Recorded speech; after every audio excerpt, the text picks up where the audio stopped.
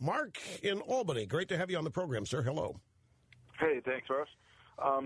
Just a side point, the whole social media story you just brought up with HB Gary, their primary client that they were pitching was Chamber of Commerce, the far-right Chamber of Commerce. So I just thought that a little bit of honesty on this show might... No, it's just, this is a story. They might be working Chamber of Commerce in other ways as a consulting firm. This job was for the regime.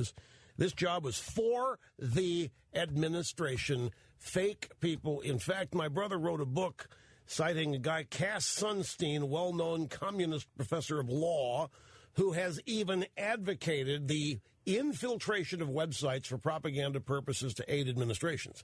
So this I'm not making it up. H.B. Gary might do other things too, but this was for the regime. Okay, I'll look that up. But I want to talk a little bit about... You don't have to look it up. I just told you. I am the source authority. You're a great entertainer for us. Thank you. I'm that too. Hey, listen, I wanted to bring up Wisconsin a little bit because I think I finally found a tax raise that you love. On Wisconsin. On Wisconsin. That's, I went to Southeast Missouri State U for a semester, and that was the marching band's theme song, and I never understood it at Southeast Missouri State. What were you saying about Wisconsin? I think I found a tax raise you can love because essentially that's what's happening. This governor's saying, I'm going to raise taxes on these workers, on these people alone. The government's going to take more money out of their pocket unilaterally using, at the long end of a gun, or they lose their jobs. And they're going to pay more. And what I wanted to know is all those years underneath Bush when the wars were exploding our deficit, you were hugely anti-tax. So I'm wondering if in your world it's okay to raise taxes or take more money from the working person.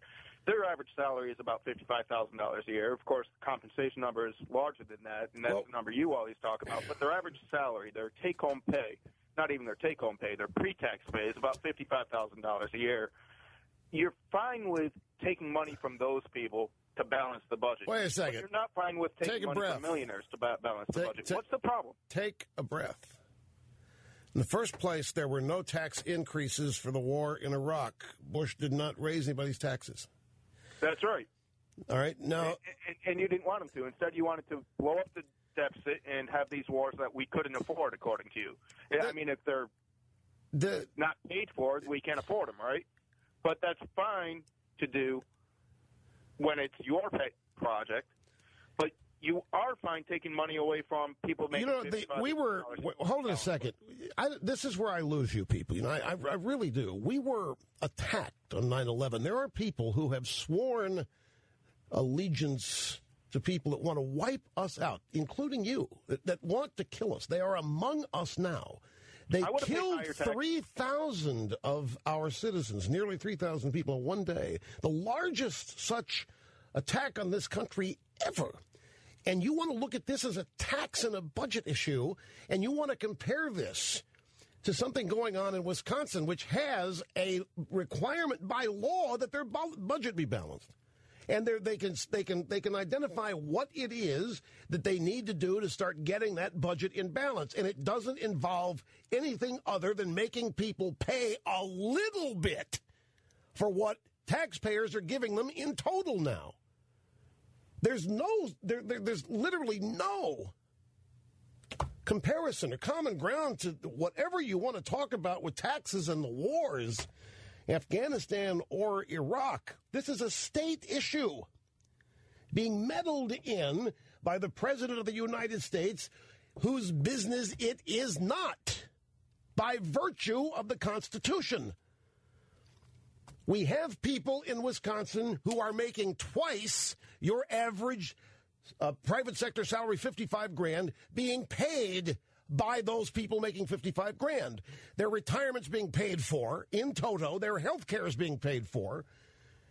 They face being laid off because the state doesn't have the money and can't pay them, or paying a little bit more toward their own benefits.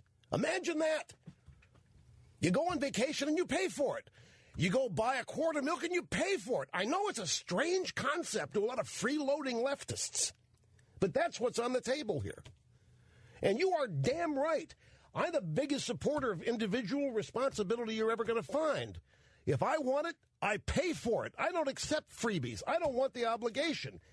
And I think everybody ought to pay for what they want. What they need, needs and wants are two different things. But if you want it, why should somebody else pay for what you want? What gives you the right, or any of these teachers?